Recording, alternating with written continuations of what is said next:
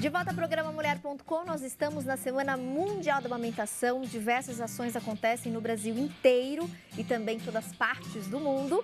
Claro que o Mulher.com não podia ficar fora dessa. A gente já trouxe esse assunto em outras oportunidades, nesse ano e nos outros. Mas eu acho que nunca é demais falar, né, sobre a importância da amamentação, desse gesto, os cuidados e até as orientações na hora de fato, fazer o processo da amamentação, carregar o bebê. Tem dicas muito bacanas, especialmente para aquelas mamães de primeira viagem. A gente recebe hoje, mais uma vez, um trio que é fera. Elas sempre arrasam. As dicas ajudam muito as mamães. De repente, você que é avó, tia, está acompanhando essa entrevista, participa, fica atenta e depois você divide esse conhecimento, tá bom? Muitas dicas bacanas a partir de agora. Com muito carinho que eu recebo, aqui pertinho de mim, a doutora Regina Antunes, pediatra. Obrigada pelo retorno da presença, doutora. Seja bem-vinda. Muito obrigada. Também conosco, no centro, a Lúcia Nascimento, fonoaudióloga. Obrigada, viu, Lúcia, pela gentileza da participação. Obrigada. E na ponta, junto com o bebê, que bom que ele voltou. Daqui a pouquinho tem dicas práticas para as mamães. A Aline Rodrigues Barros, também fonoaudióloga. Seja bem-vinda, Aline. Eu que agradeço. Muito obrigada pelo convite. Regina, quando a gente fala em Semana Mundial da Amamentação, é importante a gente reforçar a importância desse gesto. E, às vezes, as mamães precisam voltar a trabalhar ou usa, por exemplo, aquele argumento, Tati, não tem um leite, ou meu leite é fraco, e acaba amamentando por um curto período. E isso pode prejudicar muito, né? A questão da própria saúde do bebê, a própria formação. Tati, você sabe que esse ano é uma semana, né? Como você disse, que a gente faz várias ações, né? Em decorrência da Semana Mundial da Amamentação. Esse ano nós estamos comemorando a 22ª semana e o tema vem a calhar a sua pergunta. O tema desse ano é uma vitória para toda a vida. Então, esse gesto de amamentar as crianças exclusivamente ao seio até o 6º mês de vida modifica o perfil dessa criança para o resto da vida dele. Desde a sua saúde, desde seu desenvolvimento neuropsicomotor, seu desenvolvimento intelectual. Então, há várias mudanças e é esse o alerta que a gente está tentando dar, né, nessa semana. Inclusive, houve um objetivo, né, que foi estabelecido pelas Nações Unidas e por vários países, e a amamentação entrou como uma meta principal para a redução da mortalidade infantil. Então, é essencial que para a criança tenha uma maior sobrevida, ela esteja sendo amamentada, né?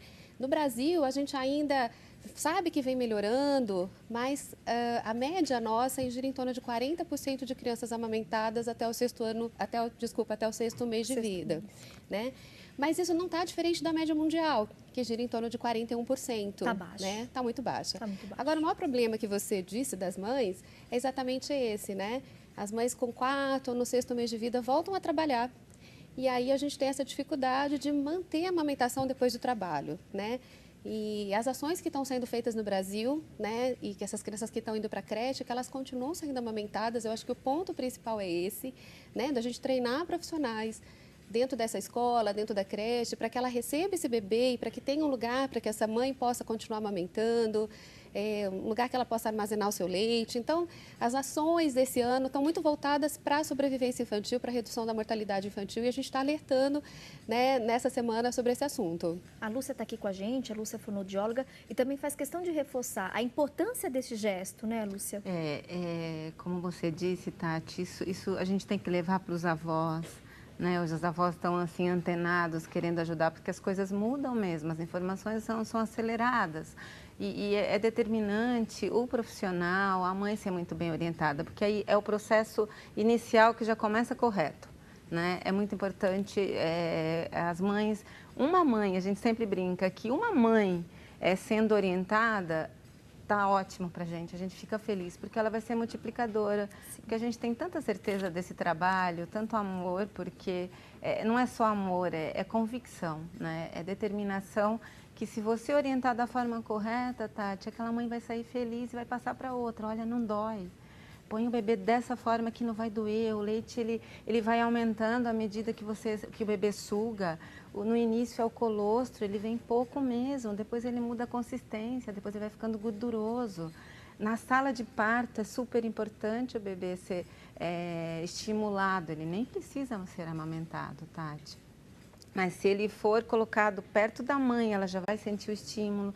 Os hormônios, né, doutora, vai ter aquela explosão de hormônio, o processo é muito melhor. Então, essa mãe, esse pessoal que está aí, né, todos grávidos, pergunte para o seu obstetra, pergunte se é possível na sala de parto ter esse contato. Claro, vai depender do estado geral de todo mundo, né, vamos ser coerentes, mas se puder, a mãe vai agradecer, porque aí o processo começa. Difícil uma criança que é colocada na sala de parto não mamar. Com certeza. Né? Aline, quais são as principais dificuldades que as mães enfrentam, na sua opinião? Durante a gestação, as mães já começam com alguns questionamentos, Muitas elas dúvidas, têm muitas dúvidas, inseguranças, né? Experiências que elas tiveram ou positivas ou negativas na família, muita gente falando, olha, a amamenta dói, ou amamentar, o peito cai, né? Às vezes passa pela parte da estética, então elas precisam ser orientadas desde a gestação, né, ter um acompanhamento com um profissional, a gente acha isso muito importante. E quando nasce o bebê é aquela coisa, né? É um hormônio que desce, o outro que sobe, a mãe fica muito sensível, não tem mais a barriga, o bebê está lá fora, o que eu faço? Como é que eu vou amamentar, né? Então, elas têm muitas dúvidas em relação à posição que o bebê mama. Vamos mostrar? Vamos, claro. A gente já mostrou aqui algumas vezes no programa, só que eu acho que nunca é demais a gente repetir. Com sempre tem certeza. telespectadoras novas, mamães recentes. É isso então, mesmo. vamos reforçar quais são as posturas corretas para a gente carregar o bebê na hora da amamentação. Isso, é sempre importante pegar sempre com a cabecinha, né, aqui no bumbum, posicionar o bebê sempre de barriga com a mãe, virar o bumbumzinho lá para a parede e o bebê vai ter que estar sempre viradinho para a mãe. O braço, essa é a posição tradicional, tá? O braço por trás, a cabecinha apoiada no cotovelo e o bebê vai ficar com a cabecinha alinhada com o corpinho dele. Essa é uma posição boa porque o bebê não fica com a cabeça virada para o lado, né, assim, dessa forma.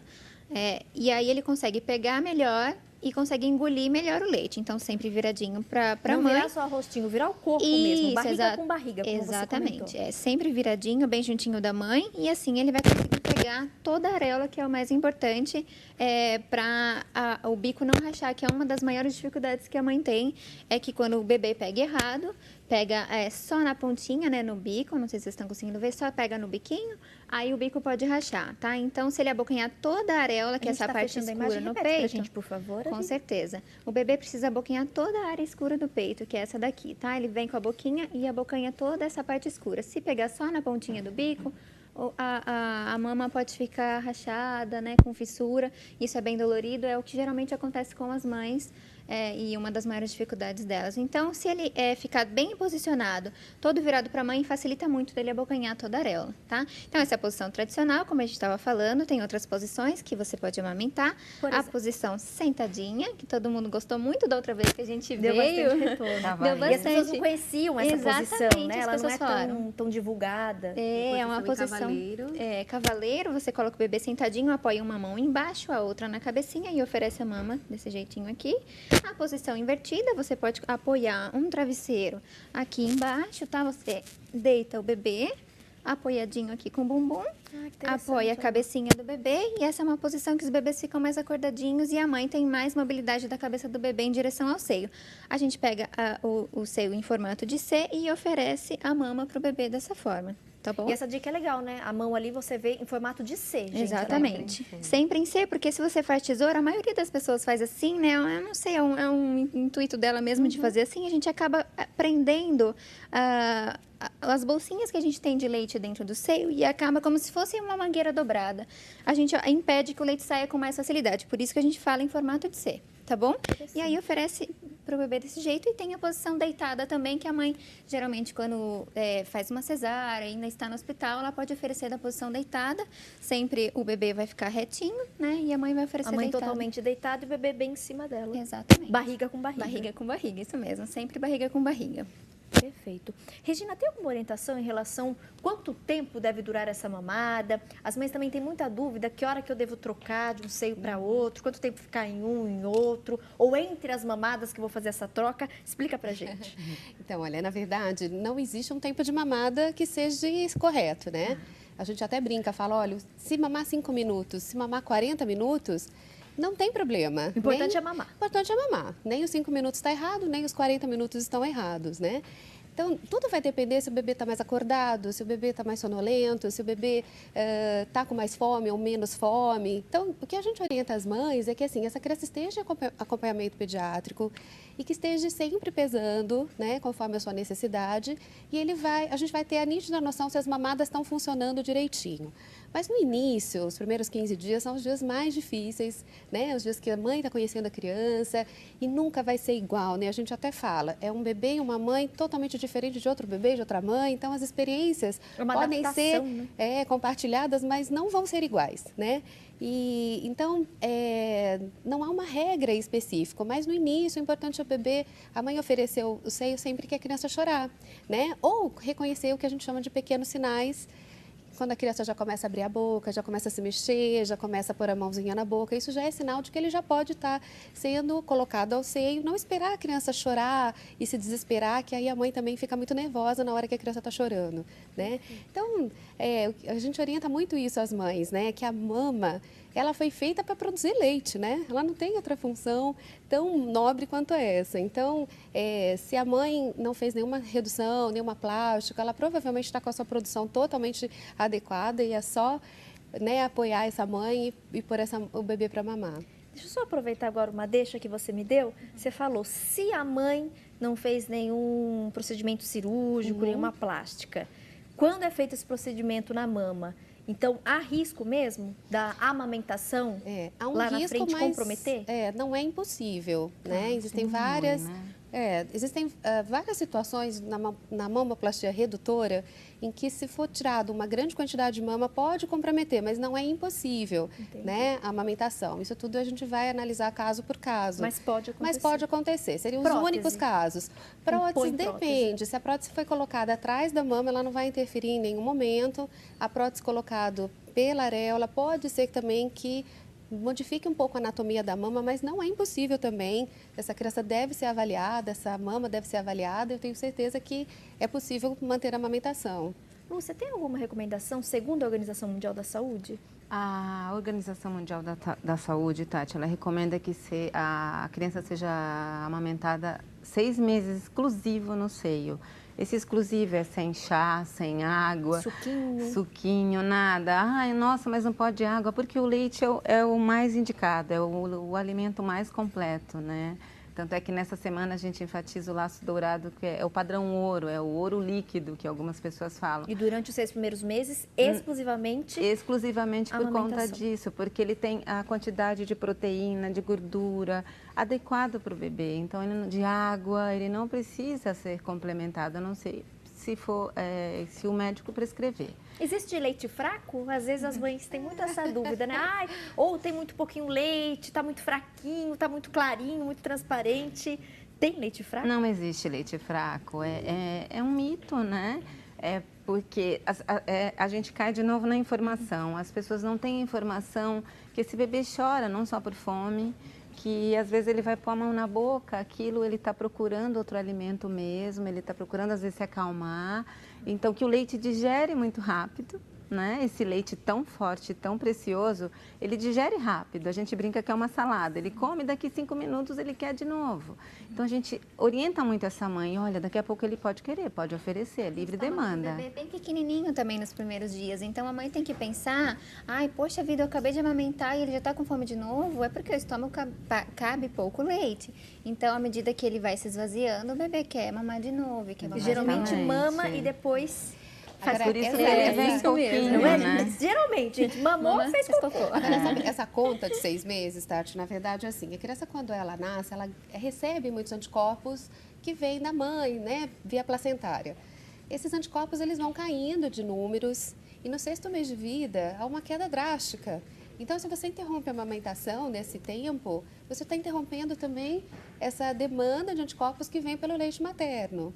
Então, a gente sabe que se a gente mantém essa amamentação até 2 anos de idade, essas crianças vão ser menos hospitalizadas, vão ter menos doenças alérgicas, elas vão ter uma resistência de saúde muito melhor. Então, essa conta que o Ministério da Saúde faz e que a Organização Mundial da Saúde determina, não é uma regra, né?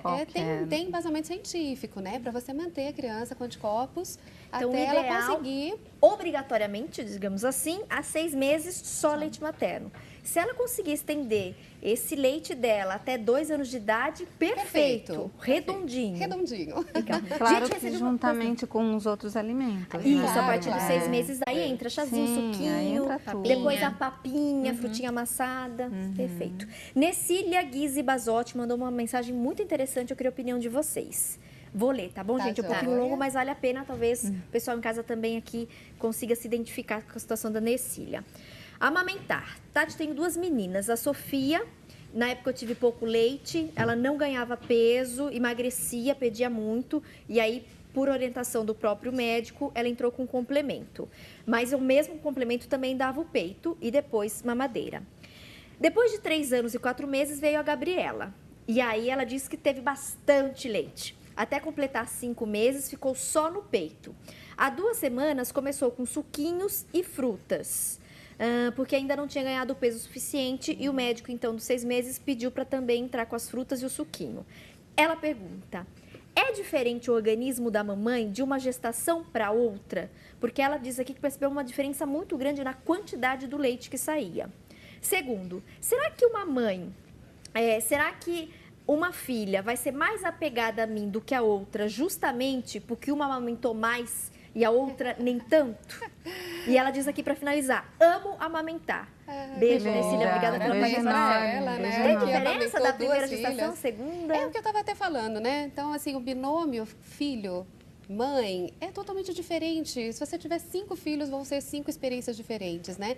Tanto que eu acho que hoje as mães estão muito técnicas, esperando uma resposta muito técnica, e essa resposta nunca vai existir, né?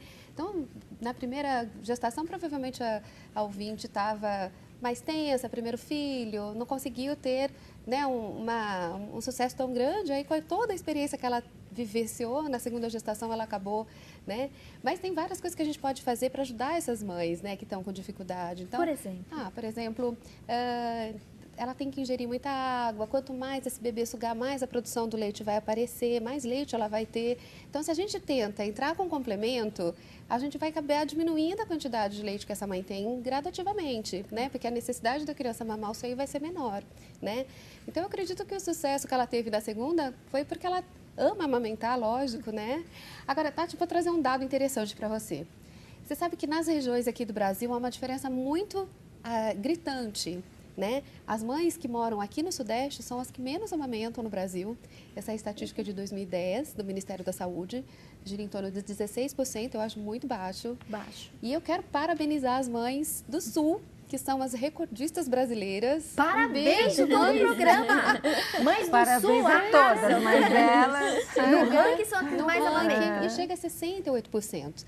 Então, nós temos Sudeste, depois nós temos o Norte, 19%, temos Nordeste, 20%, Centro-Oeste, 38%, e as mães do Sul com 68%. Eu acho que isso, né, a gente tem que rever, né? Essas mães do Sudeste, elas estão muito ocupadas, acho, né? Muito atarefadas, elas precisam começar a amamentar um pouco mais. Mas... Deixa eu dividir com vocês só mais uma outra mensagem. A Niciele Oliveira também participou conosco, nomes até semelhantes. Tati tem um bebê de 1 ano e meio.